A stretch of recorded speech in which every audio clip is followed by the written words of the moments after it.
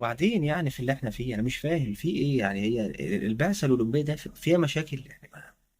ما دعوش وهم مسافرين مثلا يعني وما بيصلوش هناك. انا مش فاهم في ايه يا جماعه. ما فيش توفيق خالص كده ماشيه كده. ما فيش تدريب. ما فيش لاعب واحد. يعني اللعيبه المصنفين رخرين بيطلعوا بيطلعوا من الادوار ال 32 ودور 16 في البطوله. اتكلم على الالعاب الفرديه يعني. طبعا بنقول هارد لك لاعب رفع الاثقال النهارده اصابه معلش يا سيدي. واللعيبه ايه البحث ده يا جماعه؟ لعيبه حامل ولاعيبه عندها مشاكل شخصيه ولعيب وايه يا كيشو؟ في ايه يا كيشو؟ يعني انت خسرت يا كيشو، يا ريتك جبت ميداليه يا كيشو. انت خسران يا ابني.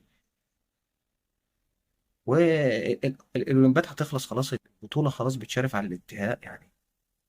ما نشوف بقى يعني ما فاضل لنا الامل فين؟ الامل في ربنا طبعا، لكن ميداليه وحيده. بعثه اكبر بعثه دوله عربيه رايحه الاولمبياد، مصر والرجاله رايحه والرجاله جايه والرجاله. ايه يا جماعه في ايه؟ فين اللعيبه يا جماعه؟ طب فريق اليد والقدم قلنا الامل فيكم. فرقه اليد بقى يعني خساره مفاجاه قدام اسبانيا وطلعنا. فريق قلنا التعويض في فرقه القدم. فرقه القدم اتغلبنا من فرنسا، قلنا ماشي فرقه كبيره وتقيله عننا وخبرات.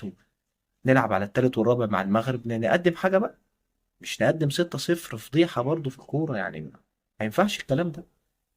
يعني عايزين 3 4 5 6 ميداليات حتى حفظ ماء الوجه في ايه؟ ايه البعثه اللي كلها مشاكل دي من قبل ما تخرج؟ وعلياء مش عارفه ايه وزقت زميلتها بالعجله وحسب الله ونعم الوكيل وسافرت هي وما سافرتش هي. إيه يا جماعه في ايه؟ ايه مالها البعثه مش مظبوطه ليه؟ في ايه؟ مش فاهمين حاجه في ايه ماله يعني. احنا بقينا حديث صحف العالم مش لفوق لتحت. لتحت قوي. يا كيشو في إيه يا كيشو؟ انا مش فاهم يعني في ايه يعني. خلاص احنا بنشطب كل حاجه مركز اخير وقبل اخير في بقى ايه يا جماعه في ايه؟ في مركز اسمه المركز الخامس والسادس والرابع. يعني احنا هو ده التمثيل المشرف يعني. خليكم حتى تمثيل مشرف في مراكز يعني ما نمشي الدنيا تمشي. مش كل حاجه مركز اخير وقبل اخير يا جماعه. ايه الرمايه وايه الالعاب التجديف والالعاب الغريبه والغطس والسباحه يا جماعه الالعاب دي كلها ما تروحش الاولمبياد دي تاني. خلاص الغي الغي واركن.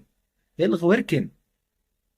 طب لسه بقى لسه هنشوف اللعيبه دي كلها بقى بعد الاولمبياد لما ترجع. والاعلام بقى بتاعنا الجميل ده يستضيفهم واللعيبه تقول ما تصرفش علينا وفين الملايين اللي رايحه والملايين اللي جايه اقالات شويه اقالات كده والدنيا هتمشي تاني. ويا مولاي كما خلقتني. شوفوا بقى هترسى عليه الاولمبياد دي.